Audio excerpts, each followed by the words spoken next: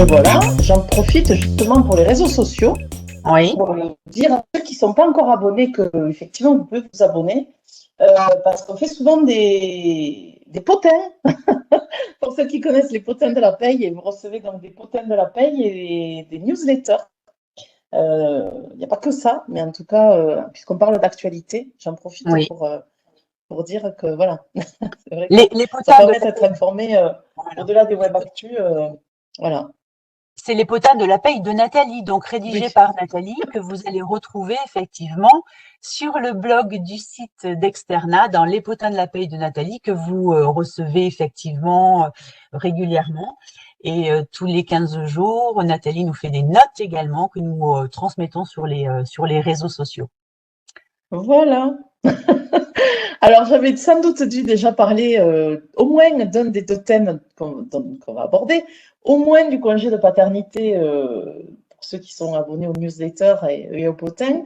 Sans doute moins, en tout cas, j'avais annoncé l'arrivée du bulletin officiel de la sécurité sociale, mais je n'étais pas rentrée dans les détails puisque les notes ont une vocation à être synthétiques et que le bulletin officiel de la sécurité sociale est tout sauf synthétique. Donc, on va essayer de l'être, puisqu'on a aujourd'hui 3 quarts d'heure devant nous pour aborder les deux thèmes que je me suis proposé de vous présenter. Pourquoi? Parce que le congé de paternité, on le sait déjà depuis la loi de financement de la sécurité sociale, donc effectivement depuis le début d'année 2021, que ça allait arriver, mais le décret est paru.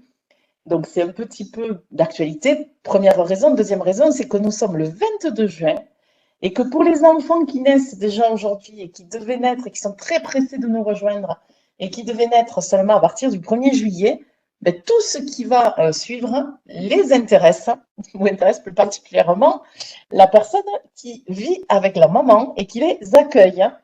Voilà, donc congé de maternité, on est dans le feu de l'action et le bulletin officiel de la sécurité sociale, ben, comment dire? Comment dire que c'est technique? Mais on va essayer de simplifier tout ça. On va choisir quelques sujets, quelques morceaux choisis du bulletin officiel de la sécurité sociale pour voir qu'est-ce qu'il a apporté et qu'est-ce qu'il va falloir peut-être revoir dans les paramétrages de paye, puisque oui, avec Externa, notre passion, c'est la paye. Donc voilà. Alors, le congé de paternité version 2021, ben oui, parce qu'il y a quand même un gros changement. Alors, je crois que pour la plupart d'entre vous, vous êtes déjà au courant. Si vous ne l'êtes pas, sachez que on va simplifier, on va dire les papas, même si c'est pas les papas en fait. Euh, la personne qui vit avec la maman et qui accueille l'enfant, ou et le papa, peuvent bénéficier du congé de paternité d'accueil de l'enfant. Alors ça, c'est pas nouveau. Ça, c'est pas nouveau parce qu'en fait, c'était de mémoire Christiane Taubira qui avait mis en place ce droit d'accueil de l'enfant. Donc, ce qui s'appelait à l'époque le congé de paternité s'appelle aujourd'hui le congé de paternité et d'accueil de l'enfant. Et donc, qui bénéficie? On en avait déjà parlé sur la précédente Web Actu. Qui bénéficie du congé de paternité? Ben oui, c'est le père. Et si il se trouve que le père vit avec la mère, ben, très classiquement, hein, c'est le père qui donc va bénéficier du congé de paternité. Il n'en demeure pas moins que le père de l'enfant peut ne pas vivre avec la mère et la mère peut vivre avec quelqu'un d'autre que le père. Et donc, à ce moment-là, la personne qui vit avec la mère et qui accueille l'enfant peut aussi, et donc on aurait deux bénéficiaires du congé de paternité dans ce cas-là, bénéficier du congé de paternité. Ça, c'est pas nouveau. C'est pas nouveau. Hein. Ce qui est nouveau, c'est la durée du congé de paternité, parce qu'en fait, l'idée, c'est d'accueillir vraiment l'enfant et d'en profiter dans les premiers jours de sa vie. Donc, euh, pour les naissances qui vont intervenir à partir du 1er juillet 2021, mais aussi pour les naissances qui interviendraient avant le 1er juillet 2021, mais dont la date de naissance était prévue à partir du 1er juillet 2021, la durée du congé de paternité a été allongée. Euh, donc, comment dire, vous aviez auparavant, rappelez-vous, pour une naissance simple, un congé de paternité qui était de 11 jours calendaires. Ce 11 est passé à 25. Voilà. Donc, ce qui nous amène aujourd'hui, pour une naissance d'enfant, à deux types de congés qui vont d'ailleurs se suivre, enfin, se superposer, je ne sais pas comment dire, hein, qui vont être nécessairement consécutifs. Un premier congé qui est le congé de naissance, l'événement familial, vous savez, les fameux 3 jours peut-être plus, si vous avez un accord collectif plus favorable, en tout cas pour le salarié. Le congé de naissance, qui est le congé pour événement familial, qui est de 3 jours, il n'y a pas de changement, et ce congé à ce congé de naissance s'ajoute le fameux congé de paternité, qui va nécessairement devoir être d'au moins 4 jours, donc on va en reparler, ce qui amène le salarié à être absent au moins 7 jours. Alors, c'est pas très clair parce que vous voyez écrit 25 et je vous parle de 7, mais on va refaire le point sur tout ça. Donc, pour ce qui concerne ce que vous avez ici sur la diapo, au-delà du bébé, du symbole du bébé, ben, vous avez effectivement un congé de paternité qui est passé de 11 jours pour une naissance simple à 25 jours. Donc, effectivement, un vrai allongement du congé de paternité. Et donc, concrètement, hop là, j'ai les diapos qui défilent pas. Je reprends concrètement. Vous avez le congé de naissance qui doit nécessairement être pris au moment de la naissance. Alors, c'est pas ce qui est sur la diapo, mais c'est juste un rappel. Le congé de naissance, il est prévu par les textes aujourd'hui, qu'il doit nécessairement être pris soit le jour de la naissance, soit le premier jour ouvrable qui suit la naissance, soit le premier jour ouvrable qui suit la date de retour théorique, on va dire du père, dans l'entreprise si au moment de la naissance, il est absent pour une autre raison. Je récapitule. Sur la diapo, ce n'est pas ce dont on parle là, mais vous allez voir que c'est important. À l'occasion de la naissance, le papa a droit à un congé pour événement familial. Ces congés pour événements familiaux, ces 3 jours, doivent nécessairement être pris à l'occasion de la naissance. L'occasion de la naissance, c'est le jour de la naissance, ou le premier jour ouvrable qui suit immédiatement la naissance, ou le premier jour ouvrable qui suit la date de retour théorique du papa, si au moment de la naissance, il est absent. Voilà. À ces 3 jours, et c'est là où on arrive à notre question du congé de paternité, à ces 3 jours qui du coup sont des congés de naissance, vont nécessairement et obligatoirement s'ajouter 4 jours calendaires de congé de paternité. Je fais simple, je n'ajoute pas chaque fois d'accueil de l'enfant, vous me pardonnez. Donc, les 4 jours calendaires vont s'ajouter immédiatement aux 3 jours de naissance, et c'est une interdiction pour le salarié de travailler et une interdiction pour l'entreprise d'employer le salarié à ce moment-là. Ce qui veut dire que vous avez 7 jours, alors on va voir ce que ça veut dire un jour. Vous avez 7 jours pendant lesquels, à l'occasion de la naissance de l'enfant, le salarié, on va dire le père, mais ça peut tout à fait être une femme qui vit avec la mère, la personne bénéficiaire du congé de paternité va nécessairement devoir s'arrêter. La seule exception serait pour le bénéficiaire éventuel de ce congé, justement de ne pas pouvoir bénéficier des indemnités journalières de sécurité sociale. Alors vous allez me dire, mais d'où elles sortent celles-là? Mais c'est parce qu'en fait, le congé de paternité, pour ceux qui ne le sauraient pas, est indemnisé par la sécurité sociale, au même titre que le congé de maternité. Et donc, c'est pour ça qu'on parle d'indemnité journalière de sécurité sociale. Ce qui veut dire que le salarié qui ne peut pas prétendre aux indemnités journalières ne peut pas se voir privé de salaire et donc de travail, par conséquent de salaire. Et donc, c'est la seule exception qui permettrait aux salariés de ne pas être obligé de prendre les 4 jours du congé de paternité. Alors, vous allez me dire, mais pourquoi 4 jours alors que vous avez parlé préalablement de 25? Ben oui. Parce qu'en fait, il y a obligatoirement 4 jours qui sont pris à l'occasion de la naissance, immédiatement après le congé de naissance. Les 21 autres, 21 plus 4 égale 25. C'est plutôt rassurant quand on travaille dans la paye de savoir additionner. Mais les 21 jours, alors ou 28 si vous avez des naissances multiples, les 21 jours qui s'ajoutent aux 4 peuvent être pris soit à la suite, c'est pas interdit, soit fractionnés plus tard. Alors en une fois, en 2 fois, c'est ce que nous a apporté le décret, justement. Et alors jusqu'à maintenant, parmi les modalités de prise de ce congé paternité qui existaient déjà et qui étaient de 11 jours, ben on avait un délai, le père avait un délai de 4 mois pour prendre les fameux 11 jours. Aujourd'hui, il a un délai de 6 mois. Donc le délai de prise du congé a été allongé. La durée du congé, évidemment, a été allongée, mais le délai de prise a été allongé. 6 mois, dans les 6 mois de la naissance de l'enfant, on va voir qu'à l'occasion d'événements tristes, plus ou moins d'ailleurs, hospitalisation de l'enfant, décès de la maman, etc., les 6 mois peuvent être réaménagés, on va le voir dans quelques instants. Mais voilà, donc je récapitule. l'enfant né, l'enfant né, le père doit prendre 7 jours à l'occasion de la naissance de l'enfant, 3 plus 4, 3 prévu par le Code du travail, peut-être plus si affinité dans vos conventions collectives, plus 4 prévu par la loi de financement de la sécurité sociale et aujourd'hui, donc le Code de la sécurité sociale, qui sont les 4 jours incompressibles du code de la prise de congé de paternité à l'occasion de la naissance de l'enfant. Interdiction de travailler, ces 4 jours peuvent être longs, puisque le salarié à cette occasion-là peut tout à fait parfaitement prendre les 25 jours d'affilée, qui s'ajouteront donc aux 3 jours de naissance, ou décider de prendre les 21 jours qui lui restent dans un délai de 6 mois maximum à compter de la naissance de l'enfant, sachant que cette prise des 21 jours qui restent peut se faire en une fois ou en 2 fois, sachant que les 2 périodes de prise, si tel est le cas, ne pourront pas être inférieures à chaque fois à 5 jours. Et comme on parle en calendaire, c'est 5 jours calendaires. Alors, si je n'ai pas été claire, j'ai pris des exemples. 2 enfants qui naissent le même jour. Donc le 8 juillet. Alors, le 8 juillet, aucune raison particulière. C'est un jeudi.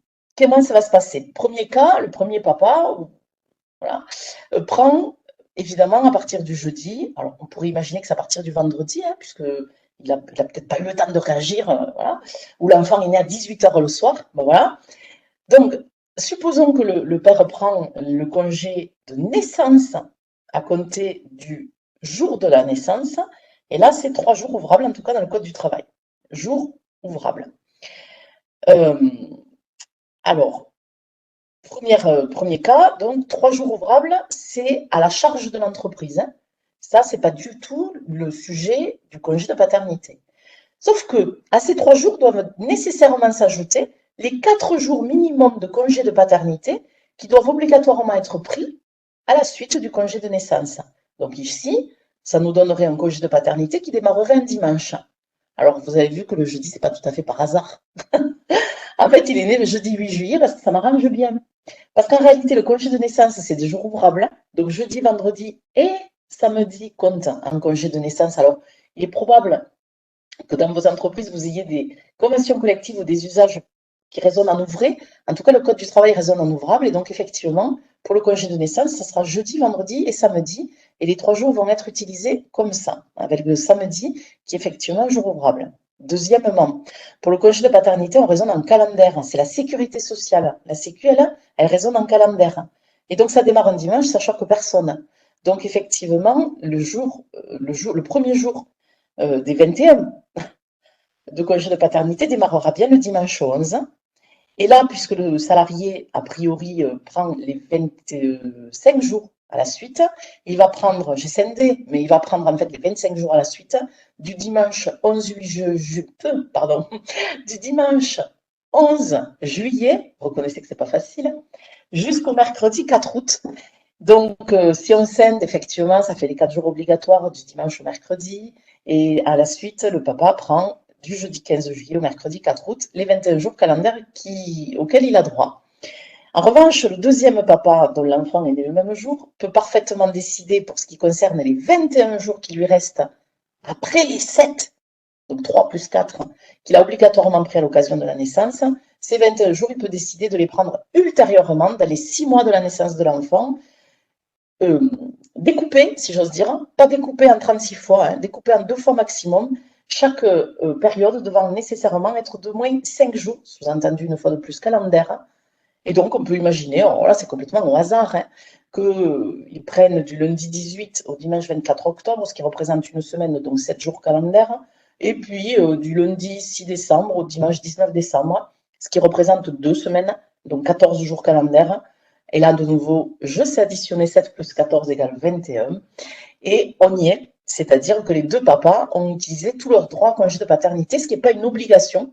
L'obligation porte uniquement sur les 4 jours qui doivent nécessairement suivre le congé de naissance. Voilà. Ça, c'était des exemples. En cas de problème, lorsque l'enfant, par exemple, est hospitalisé à la naissance, alors il y a des conditions d'hospitalisation, service de néonatologie, enfin bon. En principe, quand un enfant est hospitalisé à la naissance, c'est vrai que c'est assez rare qu'il ne soit pas en néonatologie.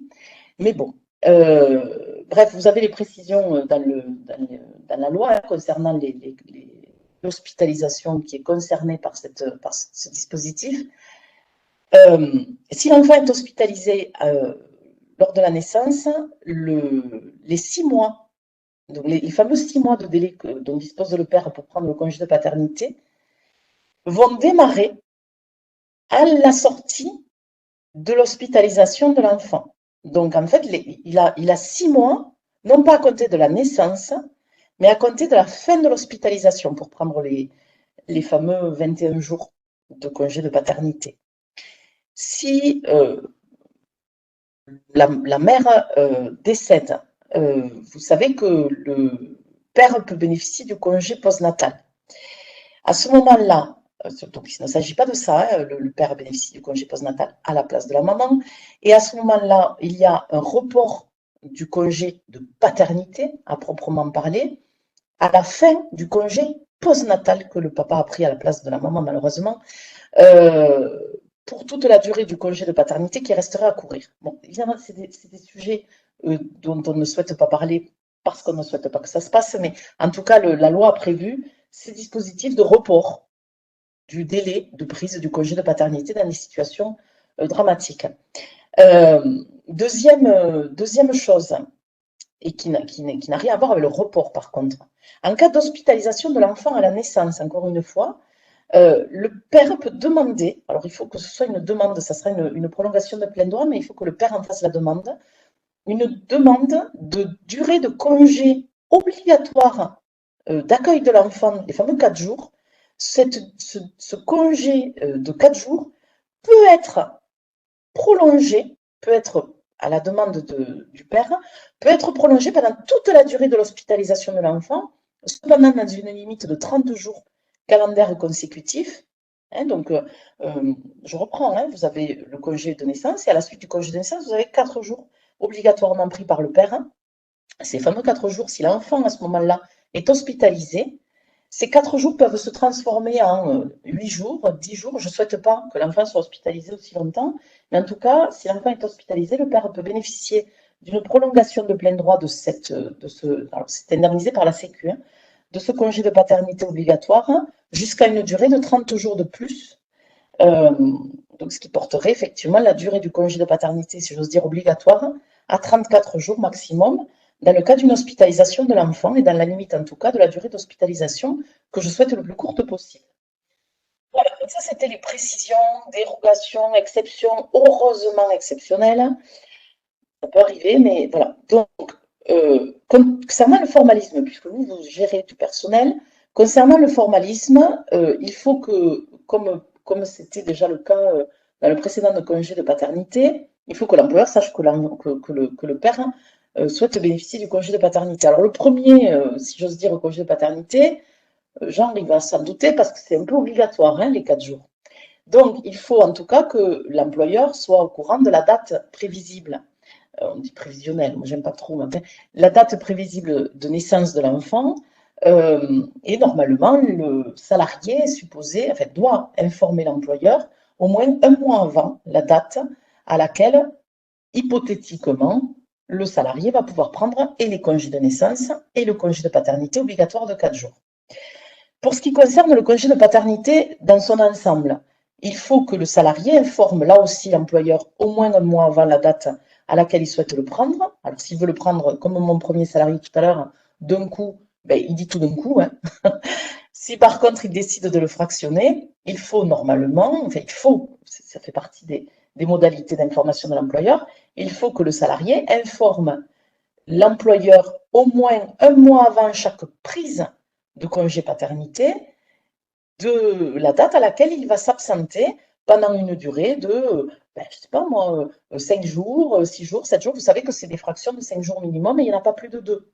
Donc, vous n'allez pas avoir non plus 50 informations. Hein, ça peut... Donc, dans mon exemple de tout à l'heure, on a un salarié qui va devoir informer l'employeur au moins un mois avant le 8 juillet, si la naissance était prévue le 8 juillet, au moins un mois avant le 8 juillet de la prise du congé et de naissance et de paternité finalement. Pour ce qui concerne dans le deuxième cas, le salarié va devoir informer son employeur au moins un mois avant le 18 octobre de sa volonté de prendre les fameux 7 jours calendaires du 18 au 24 octobre et au moins un mois avant le 6 décembre de sa volonté de prendre les 14 jours calendaires qui lui restent au titre du congé de paternité. Voilà. Pour ce qui concerne l'impact en paye, puisque quand même, l'air de rien, on est en paye. Le congé de naissance, je l'ai déjà dit, c'est à la charge de l'entreprise puisque c'est un congé pour événement familial. Donc, il est payé par l'employeur comme du temps de travail effectif, maintien de salaire, voilà. Le congé de paternité d'accueil de l'enfant, il n'y a rien de nouveau à l'horizon concernant ça. C'est des indemnités journalières de sécurité sociale qui sont les mêmes que celles que la sécurité sociale calcule pour la maternité. La convention collective ou les usages de l'entreprise ou les accords d'entreprise peuvent éventuellement prévoir un complément employeur. Alors, vous savez ou pas que les IJ de maternité, de paternité correspondent, grosso modo, au salaire brut dans la limite du plafond de la sécurité sociale. Ne me dites pas que vous savez pas ce que c'est, on va en parler tout à l'heure. Donc, dans la limite de 3 428 € brut par mois, la sécurité sociale va indemniser à hauteur de 100% de 3 428 € brut maximum par mois, sachant qu'elle va déduire du montant de l'indemnité journalière qu'elle aura calculée sur cette base-là, maximale, 21% de précompte de cotisation forfaitaire et 6,7% de CSG-CRDS. Bon, bref, on est vraiment dans la technique. En gros, c'est ce que vous connaissez pour les indemnités journalières de maternité. Et donc, le salarié aura au moins 4 jours calendaires d'indemnité, puisque c'est le minimum qu'il est obligé de prendre à l'occasion de la naissance de son enfant, ou en tout cas de l'enfant qu'il accueille au foyer, sachant que ces journées sont complètement assimilées à du temps de travail effectif pour l'acquisition des congés payés. Alors jusqu'à maintenant, on pouvait toujours se dire, oui, bon, allez, ça fait 11 jours plus 3, ça fait 14 jours. Aujourd'hui, ça fait 28 minimum. Pour une naissance simple. Donc, effectivement, la question peut se poser du prorata de congés payés, surtout pas.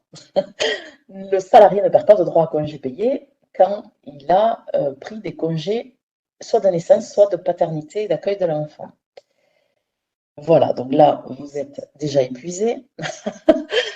Voilà, en tout cas, pour le congé de paternité et d'accueil de l'enfant, concernant... Alors, j'ai été très rapide. On verra ensuite les questions concernant ce sujet, à moins qu'on les prenne peut-être, on va les prendre tout à la fin, les questions, comme ça laisse le temps, notamment à Shadia qui est compile, oui, de compiler. Il y en a, mais bon, ben, j'imagine. On les prendra à la fin. À la fin, voilà.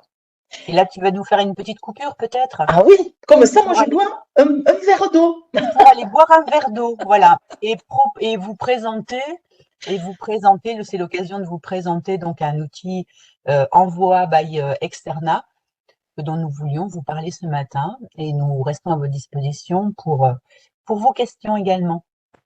Et je reviens tout de suite avec le bulletin officiel de la Sécurité sociale. À tout de suite. Merci.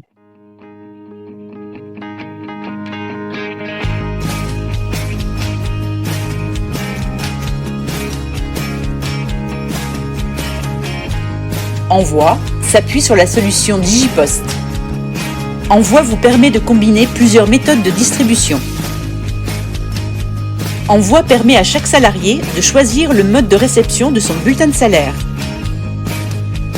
Quel que soit votre système de paye, il vous suffit de téléverser les bulletins de salaire au format PDF.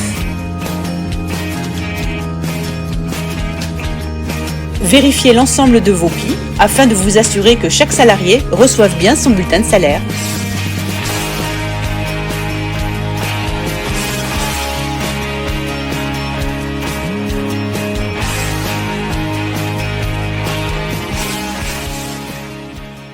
Me revoilà avec mon bulletin officiel de la Sécurité sociale. Donc, je réapparais, je recharge le diaporama. Je ne vous refais pas de paternité, c'est promis.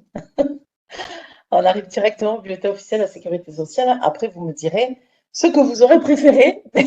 Finalement, On aurait pu rester sur le congé de paternité. Non, je plaisante. Donc, le bulletin officiel de la sécurité sociale, ce qui donc fait BOSS, alors c'est très rigolo hein, comme abréviation, parce qu'effectivement, en plus, il donne des directives, donc c'est plutôt, voilà. En tout cas, il compile des. Donc, on en avait déjà parlé là aussi la dernière fois, mais on n'avait pas les informations. Si vous allez sur boss.gouv.fr, donc bulletin officiel de la sécurité sociale, c'est le pendant, en fait, c'est le petit frère du BOFIP, hein, de ceux qui donc travaillent en fiscalité, qu'on connaît depuis fort longtemps, le bulletin officiel des finances publiques. On n'avait pas le bulletin officiel de la sécurité sociale pour ceux qui travaillent dans le social, en tout cas dans les cotisations. Nous y voilà. Donc, c'est effectivement un site du gouvernement qui a été mis en ligne au 1er avril 2021 et dont les thèmes aujourd'hui en ligne encore, en tout cas hier, me semble-t-il, c'est les thèmes qui sont en surbrillance ici, qui concernent l'assiette générale, les allègements de cotisations, notamment la réduction Fillon pour ceux qui l'appellent encore comme ça, les exonérations zonées, ZRR, etc., les avantages en nature et les frais professionnels, on va en parler aussi, les indemnités de rupture, et puis toutes les mesures exceptionnelles, notamment l'exonération de cotisation de tolérance en matière de sommes qui seraient versées exceptionnellement en exonération de cotises ou pas. Pour ce qui concerne la protection sociale, je ne l'ai pas oublié, c'est simplement que ce n'est pas encore en ligne, et notamment les règles relatives aux obligations des entreprises en matière de complémentaire santé ou de prévoyance. Donc c'est très important, l'avis du bulletin officiel de la sécurité sociale. Alors pourquoi?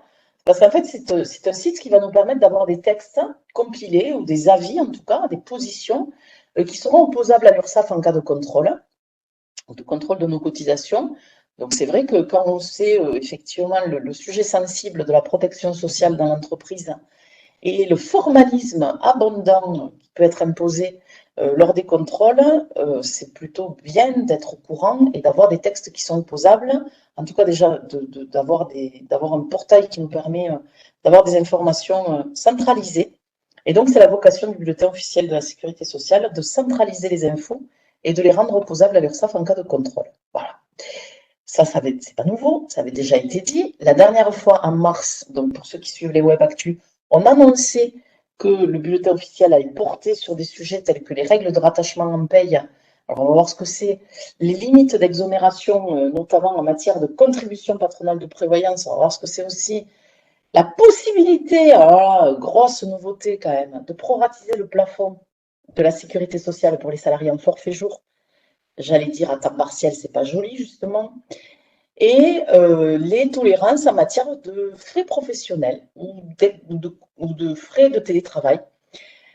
Et effectivement, en mars, on l'annonçait, en juin, on y revient dessus, on précise ce qui a été donc détaillé dans le bulletin officiel de la Sécu. Alors, je commence par le gros pavé dans la mare.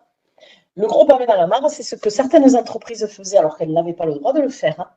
Et c'est ce que certaines entreprises vont pouvoir faire en ayant le droit de le faire aujourd'hui. Je m'explique. Alors, pour ceux qui ne feraient pas de la paye, ça va peut-être être un peu compliqué, mais j'imagine que vous n'êtes pas vraiment là par hasard. Donc, pour ce qui concerne un salarié en forfait jour, vous savez, ces salariés qui n'ont pas de référence horaire, le Code du travail a toujours refusé, si j'ose dire, qu'on puisse considérer qu'un salarié en forfait jour soit un salarié à temps partiel. Or, dans vos entreprises, dans la vraie vie, il arrive que vous ayez des salariés en forfait jour, en forfait réduit. Alors, je ne sais pas comment vous appelez ça, hein, mais pour faire court, qui n'ont pas 218 jours de travail par an, mais peut-être 190, alors que la référence est bien de 218 dans l'entreprise. Hein. Chez vous, ce salarié, tel salarié en a 190, 170, etc. Des forfaits réduits. Et donc, pour ces salariés qu'on considère, nous, dans la vraie vie, comme des temps partiels en forfait jour, ben, le Code du travail nous disait non, ce n'est pas des temps partiels parce que le forfait jour ne peut pas être à temps partiel. Et le Code de la Sécu, en tout cas l'URSSAF, s'appuyait sur cette logique, qui est tout à fait d'ailleurs logique, si j'ose dire, pour refuser que, comme pour les temps partiels, on puisse proratiser le plafond. Alors, c'est cette histoire de plafond, je fais hyper vite parce que je suppose que vous savez. Vous savez que les cotisations de sécurité sociale, notamment, mais aussi de retraite complémentaire, mais aussi de Pôle emploi dans une, si j'ose dire, moindre mesure, se calcule dans la limite de certaines valeurs qu'on appelle le plafond, pour faire court, ce qu'on appelle la tranche 1 et la tranche A, s'arrête pour un salarié à temps plein au fameux 3428 dont on a parlé il y a 5 minutes sur le congé de paternité. Ce qui veut dire qu'un salarié lambda qui aurait un salaire de 4 000 € ne va, pour certaines cotisations, payer ses cotisations que dans la limite de 3 428. On va me dire, c'est plutôt une bonne nouvelle, hein. Mais ce n'est pas vraiment une nouvelle pour la plupart d'entre vous. Sauf que ces assiettes de cotisation sont souvent en rapport avec les droits des salariés. C'est-à-dire que moins je cotise, moins j'ai de droits. Je prends l'exemple de la retraite du régime général, de la retraite de la Sécu. Le salarié qui a un salaire de 4 000 €, certes, à la retraite, il ne va cotiser, enfin, l'assurance vieillesse précisément, la sécurité sociale, il ne va cotiser que sur 3 428, mais le jour venu, quand il va arriver devant la CARSAT pour liquider ses droits à pension, on va lui dire, ben oui, vos salaires moyens, annuels moyens de 25 meilleures années, ont été de, avec un peu de chance, 3 428 € maximum chaque année. Ah ben non, moi j'avais 4 000. Ah ben non, tu n'as cotisé que sur 3 428, donc tes droits sont calculés sur 3 428. Et c'est souvent cette logique-là. Et alors pourquoi je vous parle de ça? Pour la petite remarque que j'ai mis en italique en dessous, parce que je vais vous expliquer ce qu'aujourd'hui le bulletin officiel nous dit qu'on a le droit de faire, et le problème que ça pose pour les salariés notamment. En fait, le bulletin officiel nous dit, ah ben tiens, mais pour un salarié en forfait jour, qui a 4 000 € par exemple, mais dont le temps de travail n'est pas de 218 jours, mais de 190, le plafond qui lui sera applicable, la base de calcul des cotisations plafonnées, peut parfaitement être proratisé à hauteur de 190 sur 218. Donc, nombre de jours de son forfait à temps réduit divisé par 218, qui est le nombre de jours forfait temps plein, ce qui mécaniquement fait baisser la base de calcul des cotisations et qui, par voie de conséquence, fait aussi baisser l'assiette des salaires, le montant des salaires qui vont être pris en compte pour certains droits du salarié. Dans de nombreux ouvrages que je peux vous citer, que je vais citer d'ailleurs, les feuilles rapides de Francis Lefebvre, les alertes et conseils paye aussi de Francis Lefebvre, la revue fiduciaire avec donc le mensuel de la revue fiduciaire, je devrais en citer d'autres, certainement les éditions législatives, je ne me souviens plus si ça s'en fait le relais, mais comme c'est à peu près la même maison que les éditions Francis Lefebvre, si ce n'est pas fait, ça va venir. On vous recommande vivement d'obtenir l'accord du salarié avant de faire ce prorata, parce qu'effectivement, certes, c'est sur le site du bulletin officiel de la Sécu, alors vous allez me dire, chouette, super, on a un site maintenant opposable, et puis on nous dit qu'il ne faut pas appliquer. Oui, alors si, vous pouvez, simplement, c'est une tolérance, en tout cas une possibilité qui est offerte par le bulletin officiel de la Sécu de cotiser sur moins. L'URSSAF, ça lui sera opposable, puisqu'il n'y a pas de souci sur ça. L'URSSAF, à moins que vous disiez qu'il n'y avait pas de texte officiel, mais enfin, franchement, bon, voilà. Puisque les textes les documents, les informations sur le bulletin officiel sont opposables, je ne vois pas comment l'URSSAF pourrait vous dire que ça n'est pas opposable alors que c'était écrit dans le bulletin officiel. Par contre, il n'y a pas de texte. Et en termes de contestation de la part du salarié concernant ses droits à retraite, et alors, je dois avoir des copains tordus, mais moi, j'ai déjà eu des amis qui m'ont déjà posé la question par WhatsApp. Alors, pour info, j'utilise WhatsApp. Voilà, donc, que des copains tordus. Soit certains salariés ont déjà réalisé qu'effectivement, leur droit à retraite allait être diminué, notamment, pas que, mais bon, voilà. Bon, c'est juste pour vous dire que oui, en effet, le gros pavé qui est sorti, qui est le prorata possible de plafond, en cas de salarié en forfait jour à temps réduit.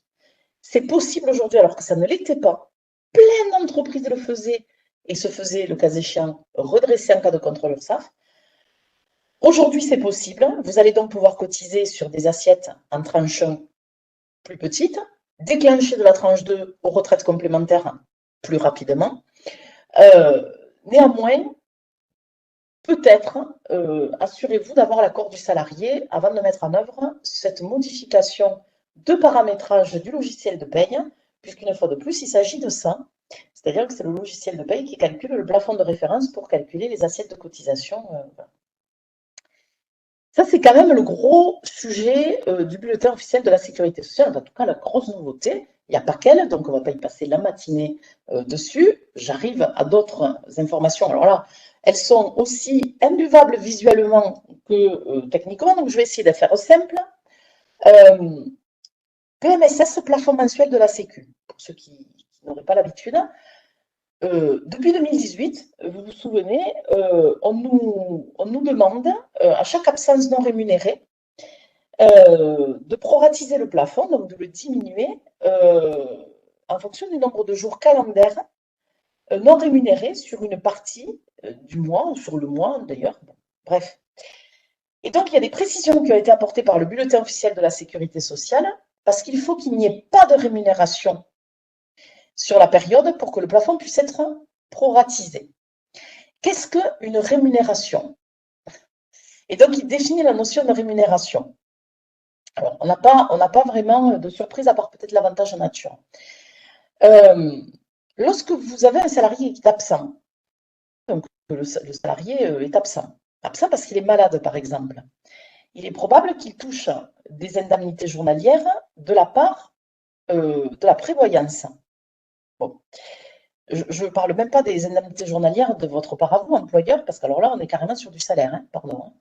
Donc, je parle des indemnités journalières complémentaires versées par un organisme de prévoyance, et vous savez qu'il y a en totalité ou en partie un assujettissement à cotisation de ces indemnités journalières, à hauteur en tout cas de la participation patronale au régime.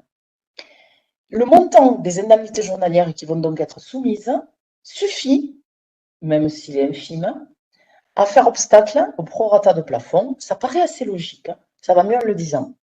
Donc, du moment que vous avez des indemnités journalières qui sont versées par les organismes de prévoyance et que vous devez en partie ou en totalité soumettre ces indemnités journalières à cotisation, vous n'aurez pas de prorata de plafond sur le mois de versement des IJ. Si vous avez un salarié qui a une suspension de contrat, supposons maladie non indemnisée, hein, je reprends l'exemple, hein, vous n'allez peut-être pas de suite le foutre dehors du logement que vous lui fournissez. Effectivement, un avantage en nature tel que le logement peut parfaitement être maintenu, ou doit plutôt même parfaitement être maintenu pendant toute la durée de maintien du contrat de travail. C'est pas parce que le salarié n'est pas présent et a fortiori non rémunéré que vous allez lui supprimer l'avantage en nature logement. D'ailleurs, il est prévu par les textes d'une évaluation forfaitaire lorsqu'il n'y a pas de rémunération, puisque l'avantage en nature logement se calcule par rapport justement au salaire du salarié si vous faites une évaluation forfaitaire. Bon. Bref, le salarié continue à bénéficier de l'avantage en nature, par exemple logement, véhicule, etc. Donc, vous devez cotiser sur un avantage en nature, et donc ça devient un élément de rémunération qui fait obstacle au prorata de plafond. Alors, pourquoi je marque la tolérance année 2021? Parce que le boss laisse l'année 2021 pour vos paramétrages de paye, au cas où vous auriez eu la mauvaise idée de proratiser, voire de neutraliser le plafond en cas d'absence sur une totalité de mois et de maintien d'avantage en nature pour ce salarié. Non, il ne faut pas proratiser le plafond et encore moins le neutraliser. Et donc, vous avez encore toute l'année 2021 pour vous mettre au 1er janvier 2022, en tout cas, raccord par rapport à cette règle-là. Bon, après, des choses qui sont moins étonnantes, hein, lorsque vous versez des indemnités de CET, donc vous monétisez le CET, un mois où le salarié n'est pas là. Alors, typiquement, le salarié qui part en congé sabbatique et qui, justement, utilise son CET. Bon, ben voilà, c'est typiquement un des certains motifs d'utilisation du CET. Il n'est pas là, suspension du contrat. Oui, ben oui, effectivement, congé sabbatique, on va dire. Monétisation du CET pour arriver à quand même manger pendant qu'il fait le tour du monde. Ben, du coup, vous avez effectivement un plafond qui doit se déclencher sur les mois de monétisation du CET. Alors, on ne pouvait pas s'empêcher d'en parler quand même, de l'activité partielle. Je ne pouvais pas m'empêcher. Je me suis retenue jusqu'au bout. Hein. Mais le bulletin officiel m'a rattrapé. Il nous parle là aussi des périodes d'activité partielle et il nous précise comment le plafond doit être proratisé en cas d'activité partielle. Alors là, rien de nouveau à l'horizon. Rien de nouveau à l'horizon, juste, ça confirme que le plafond doit être proratisé en calendaire, donc au 30e. Alors au 30e, c'est pas joli parce que ça peut être au 31e ou au 28e ou au 29e. Hein, donc c'est en fonction, pour l'instant en tout cas, du nombre de jours calendaire réel. Il est probable que pour les années à venir, ça rechange cette affaire, mais bon, bref. Donc, prorata du plafond en calendaire en cas de fermeture sur certaines journées de l'entreprise, fermeture totale, donc inactivité sur certaines journées de l'entreprise, ces journées ne vont pas déclencher de plafond quand le salarié est en période d'activité partielle.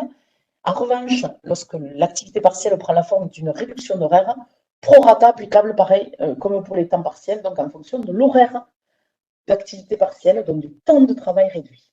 Bon, bref, ça, c'est pas nouveau, hein, donc c'était juste un rappel. ce sujet-là, il ne concerne finalement aujourd'hui déjà que très peu d'entreprises. Il va encore concerner moins d'entreprises que celles qu'il était. Alors, de quoi il s'agit? Quand vous avez de la protection sociale complémentaire, en français de la prévoyance, et que l'employeur contribue à cette prévoyance, il y a donc des cotisations patronales de prévoyance. Il ne faut pas être trop gentil en matière de prévoyance, en fait. Il ne faut pas être trop généreux, parce qu'il y a des limites, au sens propre. Et donc, ces limites constituent des montants au-delà desquels, fiscalement et en matière de cotisation, les cotisations patronales peuvent devenir de la rémunération, en tout cas, peuvent devenir des sommes qui vont être assujetties à cotisation. C'est ce qu'on appelle des excédents de prévoyance. Alors, on ne va pas rappeler les limites, pardon, mais c'est un truc assez compliqué comme ça pour ne pas en parler lorsqu'on a un quart d'heure devant nous. En tout cas, quand les cotisations patronales dépassent les limites d'exonération sociale, vous aviez, et vous avez, je conjugue, vous avez l'obligation éventuellement d'assujettir à cotisation le dépassement. Ces limites d'exonération, elles étaient indiquées en pourcentage du plafond de la Sécu et, jusqu'à présent en tout cas, elles étaient au niveau social, proratisées par rapport à la durée de présence du salarié dans l'entreprise. Techniquement, ça veut dire qu'un salarié qui s'en allait le 31 mars avait une limite en pourcentage du plafond de 3 mois de plafond. À l'avenir, c'est comme au fiscal. Au fiscal, non, il n'y avait pas de prorata par rapport au plafond mensuel. En fait, c'était un plafond forfaitaire annuel pour l'ensemble, pour tous les salariés qui s'en aillent le 31 mars ou le 31 décembre. Il y a un alignement du bulletin officiel de la sécurité sociale sur le fiscal. Donc, en fait, les limites d'exonération en matière sociale ne sont plus proratisées au temps de présence du salarié dans l'entreprise. Et donc, vous avez un élargissement de la possibilité, enfin, un élargissement de l'assiette d'exonération, ce qui veut dire que finalement, vous pouvez être beaucoup plus généreux en matière de protection sociale par patronale, parce que finalement, vous allez atteindre beaucoup moins vite les limites pour un salarié qui ne serait pas là sur la totalité de l'année. Ça changerait pour les mecs qui sont là toute l'année à temps plein, par contre. On nous précise aussi que la régularisation de ces plafonds est progressive. C'est en pratique ce que faisaient d'ailleurs les logiciels de paye. La régule progressive des plafonds d'exonération en matière de réintégration de cotisations patronales de prévoyance. Bon. Je vous avais prévenu que c'était technique, pardon, vous ne pouviez pas dire que vous n'étiez pas au courant. Alors, les frais. Aussi, j'ai repris thème par thème ce qui avait été annoncé en mars et je détaille. Donc, les frais, je ne peux pas passer tout le boss, c'est pas possible en fait. Donc, en tout cas, dans la web actu, je me ferai un plaisir si vous en avez besoin de prévoir des journées de formation sur le boss. On peut organiser ça avec Externa, mais en tout cas pas. En web actu, on ne peut pas voir tous les thèmes. Mais les frais, et notamment les frais de télétravail. Parce que alors, c'est devenu quand même une grande question. Donc, le principe, c'est qu'en effet, vous pouvez rembourser au réel les frais de télétravail sur justif. Ouais, pour dire ça, ça va, c'est bon, sans doute. Si le salarié a engagé des frais dans le cadre du télétravail, vous pouvez rembourser au réel sur justif. Vous aviez vu passer une tolérance de l'URSSAF qui disait que les frais pouvaient être exonérés sans justificatif dans la limite d'un forfait de 10 € par mois pour une journée de télétravail par semaine, 20 € par mois pour 2 journées par semaine, etc. Bon, ça, on l'avait déjà vu. Le bulletin officiel apporte une petite nouveauté. Il considère que le télétravail peut ne pas être très régulier, c'est-à-dire un jour par semaine ou 2 jours par semaine, etc., mais très ponctuel, un jour par-ci, 2 jours par-là, sur le mois, pas de façon nécessairement régulière. Et donc, effectivement, il prévoit une limite forfaitaire d'exonération d'indemnité de frais de télétravail à hauteur de 2,50 € par jour de télétravail. Et donc, effectivement, vous pourriez avoir un salarié qui, certainement, va avoir 5 jours de télétravail, dispersés par-ci par-là, le mois suivant 10 jours de télétravail. Et donc, vous pouvez multiplier par 2,50 € les indemnités de frais que vous allez lui verser en exonération de cotises, sachant qu'évidemment, sachant que le bulletin officiel fixe une limite maximale de 55 € par mois à cette allocation forfaitaire. Bon. Bref, donc ça, c'est pas tellement nouveau. La seule nouveauté, c'est la valeur journalière qui a été apportée par le bulletin officiel de la Sécu. Et enfin, enfin pas enfin, mais concernant justement le télétravail, lorsque le salarié utilise ses outils de nouvelles technologies, son ordi en gros, hein, soit vous remboursez au réel sur Gestif, machin, tout ça, toujours pareil, soit effectivement, il peut y avoir aujourd'hui, donc ce qui n'était pas admis jusqu'à présent, une allocation forfaitaire qui va être versée aux salariés qui utilisent ces outils de nouvelles technologies pour le télétravail. Une allocation forfaitaire qui peut aller jusqu'à 50 € par mois. Alors, tout frais de nouvelles technologies, hein, téléphone, ordinateur, imprimante, voilà. S'il ne peut pas justifier de dépenses du prorata, si vous préférez, qu'il utilise pour le boulot et pour imprimer la photo de ses gosses, ou en tout cas pour aller naviguer sur Internet à titre perso, regarder la télévision, parce que souvent on est sur des abonnements qui sont all inclusive. Donc, c'est un peu compliqué de dire oui, mais moi, c'était 12h22. Bon, bref. Voilà, donc 50 € maxi par mois. C'était jusqu'à maintenant, l'indemnité forfaitaire n'était pas prévue, n'était en tout cas pas admise. Voilà, nouveauté du bulletin officiel de la Sécu. Ça, c'était les frais. Et enfin, on reviendra sur les frais concernant tout à l'heure très rapidement les tickets resto, parce que tout le monde maintenant est au courant. Mais avant de revenir sur les frais au sens du télétravail et des tickets resto, concernant encore des thèmes un peu techniques, on s'attendait à un changement de doctrine pour le calcul des cotisations pour les rattachements en paye. Alors, je vais essayer d'être le plus simple possible. En gros, le principe qui est du coup précisé par le bulletin officiel de la Sécurité sociale, c'est que quand vous saisissez un élément variable de paye qui ne se rapporte pas à la période sur laquelle il est versé, bon, par exemple, vous êtes gouré en mars, voilà, vous avez oublié une prime, vous deviez la verser en mars, vous la versez en avril, mais vous devez la rattacher à la période de mars. Vous rattachez, ça c'est le principe, rattachement à la période d'emploi. Jusqu'à présent, il était prévu par les textes que l'erreur qui allait être rattachée devait faire l'objet d'une réédition de bulletin. Aujourd'hui, le bulletin officiel de la Sécu vous dit, peu importe qu'on réédite un bulletin ou pas, du moment qu'on régularise une erreur de paye, on rattache obligatoirement cette erreur de paye à la période d'emploi, et donc les taux, les cotisations, les plafonds vont être ceux de la période sur laquelle la somme aurait dû être versée. C'est le principe de rattachement. C'est le gros principe d'assiette de cotisation dans son ensemble. Il y a plein d'autres précisions dans le bulletin officiel sur ces sujets-là. On ne peut pas tout voir parce qu'il y a des erreurs, il y a les rappels, il y a les décisions de justice, etc., etc. Bon, il y a beaucoup de choses qui ont été reprises et qui n'ont pas tellement été nouvelles. Hein. Donc, c'est pour ça que, voilà. J'ai pris cet exemple-là, mais j'aurais pu en prendre plein d'autres concernant les rattachements de paye, en paye. Par contre, question qui m'arrive souvent d'ailleurs, bizarrement, qui m'est souvent posée, c'est j'ai eu plusieurs CDD sur l'année, comment je fais avec mes plafonds? En fait, la régularisation des plafonds se fait, et là maintenant le bulletin officiel, alors chaque fois les 1210, 460 et tout ça, c'est les numéros de paragraphe, dans la partie assiette générale par exemple, ou dans la partie frais professionnels dans laquelle vous trouverez l'info. Concernant les plafonds, il vous faut faire le total des rémunérations versées sur l'année au titre de l'ensemble des CDD pour vérifier le dépassement de plafond concernant le CDD pour lequel vous êtes en train de faire le bulletin. Exemple, vous avez eu un premier CDD au mois de février 2021, vous avez déclenché de la tranche 2, vous avez un deuxième CDD au mois de septembre 2021, votre salarié va être en tranche 2. Voilà, donc en fait, ça c'est en cas de pluralité de CDD sur une année, qu'il soit successif ou pas. Et enfin, et puis je me dépêche, parce qu'il faut le temps, j'ai vu que ça n'arrêtait pas les questions-réponses, donc du coup, il faut peut-être le temps de les traiter. Chose, on a eu des décisions là qui ont mis le feu aux poudres dans la doc, dans la doctrine, dans la doc, dans tout ce que vous voulez. Alors Nanterre qui nous dit oui, il est en télétravail, après tout, il bouffe pas au resto, il se débrouille avec ce qu'il a dans le jardin, presque c'était ça.